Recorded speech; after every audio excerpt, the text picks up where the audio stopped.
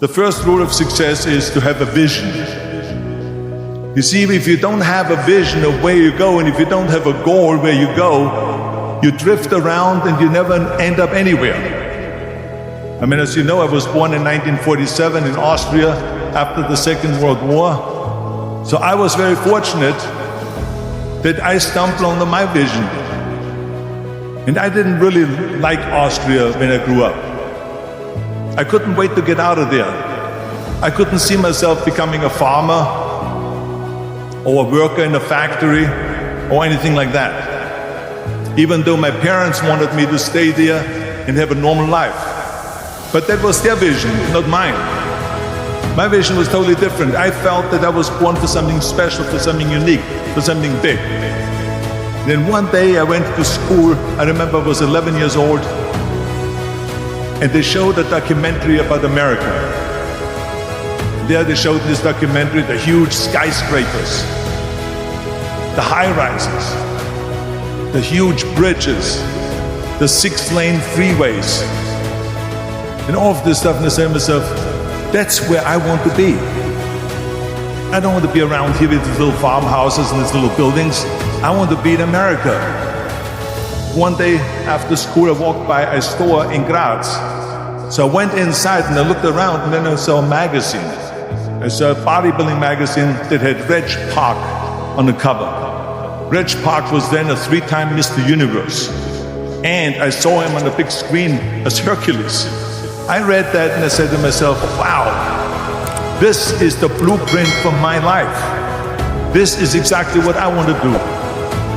I want to become a bodybuilding champion just like Reg Park. I want to get into movies just like Reg Park. And I want to make millions of dollars and be rich and famous just like Reg Park. You know how great it felt that I knew where I was going? Imagine the majority of people don't know where they're going. I knew where I was going, that I'm going to become this bodybuilding champion just like him.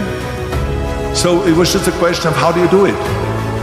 I was so relieved, because when you have a goal, when you have a vision, everything becomes easy. So people always ask me, when they saw me in the gym in the pumping iron days, they say, why is it that you're working out so hard? 5 hours a day, 6 hours a day, and you have always a smile on your face. And I told people all the time, I said, because to me, I'm shooting for a goal. In front of me is the Mr. Universe title. So every rep that I do gets me closer to accomplishing that goal, to make this goal, this vision turn into reality. Every single set that I do, every repetition, every weight that I lift will get me a step closer to turn this goal into reality. So I couldn't wait to do another 500-pound squat. I couldn't wait to do another 500-pound bench press. I couldn't wait to do another 2,000 reps of sit-ups. I couldn't wait for the next exercise. At the age of 20, I went to London and I won the Mr. Universe contest as the youngest Mr. Universe ever.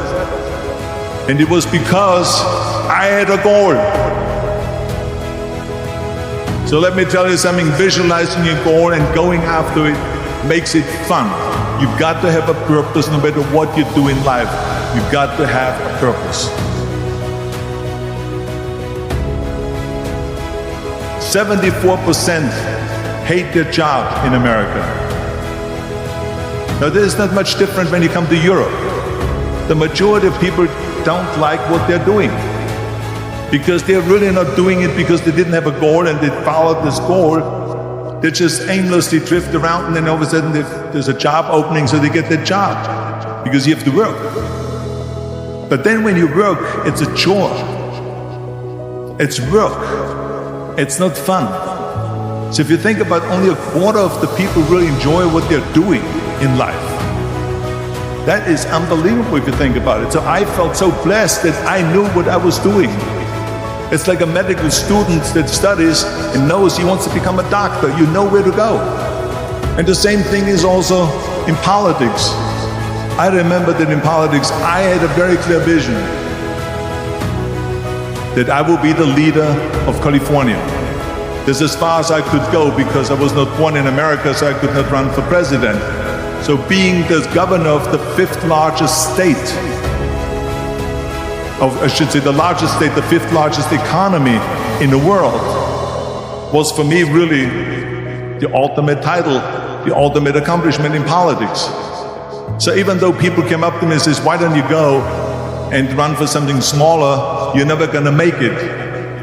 I ran for governor, and then 2 months later I became governor of the state of California. Again, because I had a very clear vision what I'm gonna do with California. So that's rule number one, have a vision. Rule number two is, don't listen to the naysayers. Don't listen to the naysayers.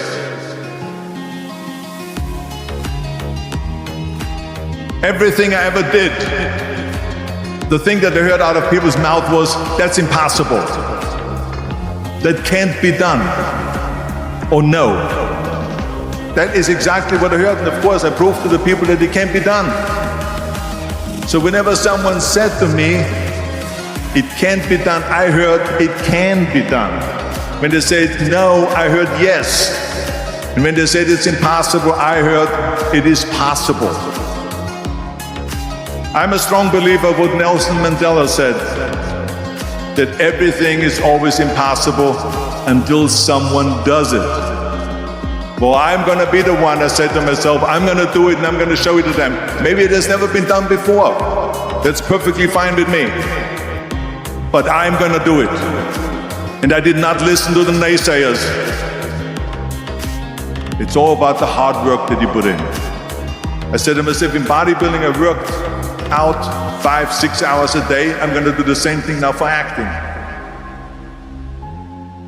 And of course I went to college to study English. I studied the accent removal, acting classes, and all of this stuff, all day long. I worked and I worked and I worked.